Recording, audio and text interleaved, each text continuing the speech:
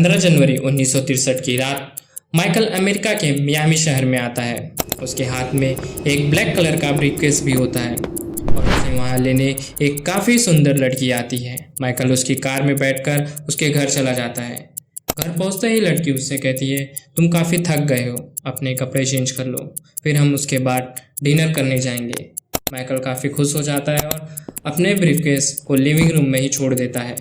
कपड़े चेंज करने के बाद दोनों डिनर के लिए निकल जाते हैं। जैसे ही घर खाली हो जाता है उसके तुरंत बाद नॉमर नाम का इंसान अंधेरे में अंदर आकर उस ब्रीफकेस को चुरा लेता है और नीचे खड़ी कार में बैठकर चले जाता है। उसके साथ उसका काफ़ी अच्छा दोस्त रिचार्ड भी होता है। रिचार्ड ब्रीफकेस के ताले को तोड़कर उसे खोलता है। उसमें कोई पैसों का ढेर नहीं होता, बल्कि उसमें एक 500 से 600 पेजेस की डॉक्यूमेंट होती है। इसकी शुरुआत होती है रिचार्ड से। रिचार्ड को मालूम था कि कस्टल बैंक में कुछ तो ऐसा बड़ा सा गड़बड़ चल रहा है जो सिर्फ वहाँ के चीफ प्रेसिडेंट को पता है, और वो अपने साथ हर वक्त एक ब्लैक कलर का ब्रीफकेस रखते हैं। रिचार्ड एक टैक्स पुलिस ऑफिसर है, उनका काम है टैक्स की चोरी को पकड़ना। तो उन्होंने मिलकर एक प्लान बनाया। उनको पता था कि माइकल ब्रीफकेस के साथ मियामी फ्लोरिडा आते जाते रहते हैं।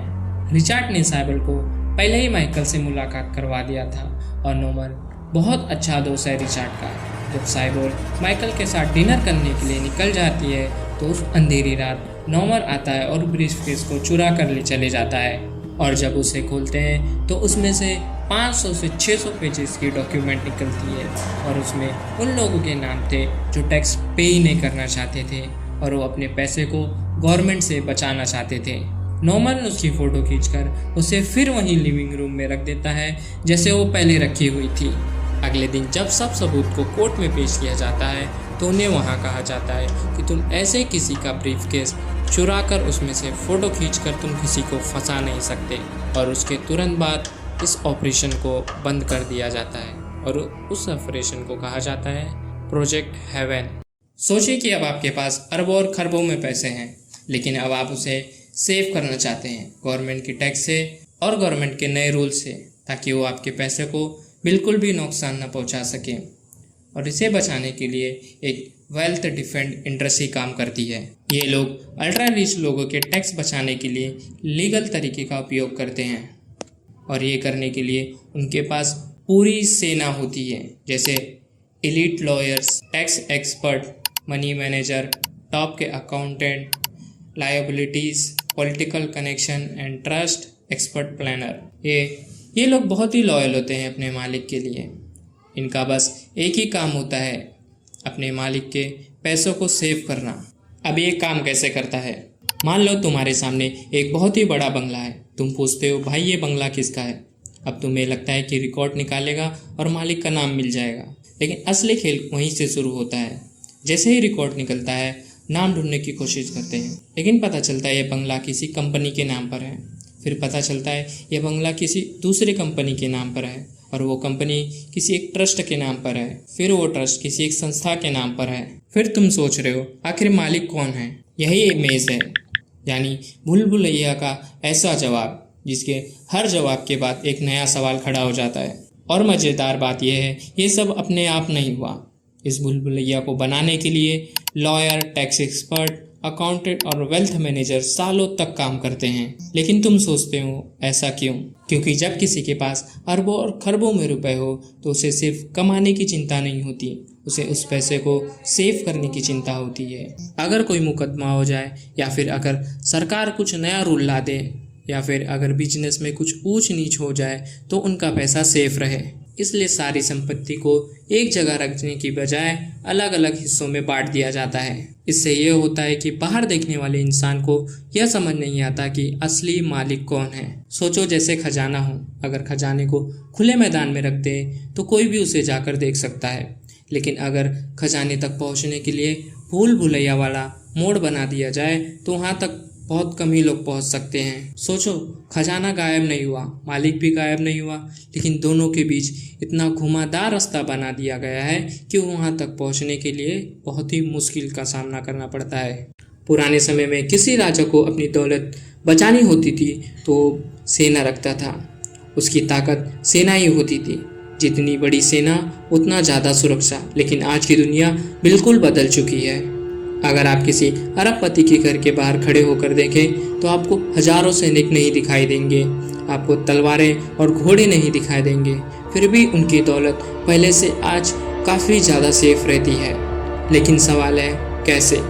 क्योंकि उनकी सेना आज वर्दी नहीं पहनती, आज वे सूट पहनती है।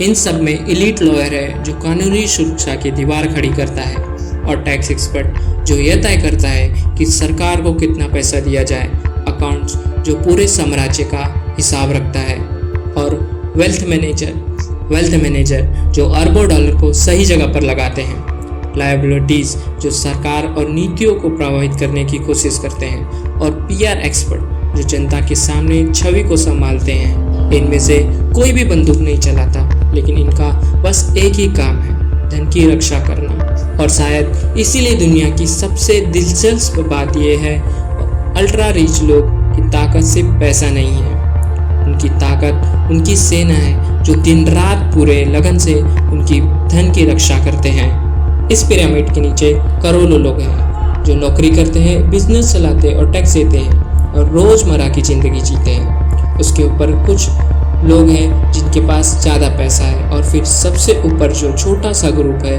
वो अल्ट्रा रिच लोगों का है। इतना छोटा कि शायद पूरे देश की पॉपुलेशन का एक छोटा सा हिस्सा, लेकिन उनके पास वेल्थ का बहुत ही बड़ा हिस्सा है।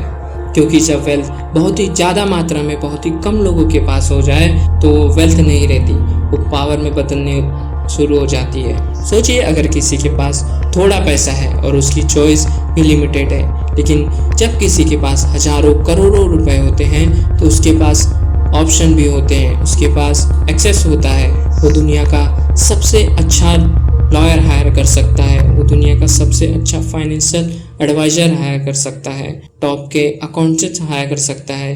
यही वेल्थ के साथ साथ उस वेल्थ को बचाने की ताकत भी आती है, और यही पिरामिड का सबसे इम्पोर्टेंट पार्ट छुपा हुआ है। ये सिर्फ ये नहीं दिखाता कि पैसा कहाँ है, ये दिखाता है कि असली पावर कहाँ है। जितना आप पिरामिड के टॉप पर जाओगे वहाँ पर आपको उतने ही लोग कम नजर आएंगे, लेकिन उनके पास अपनी पोजीशन बचाने के लिए सबसे ज़्यादा हथियार होते हैं, सबसे ज़्यादा इन्फ्लुएंस होता है।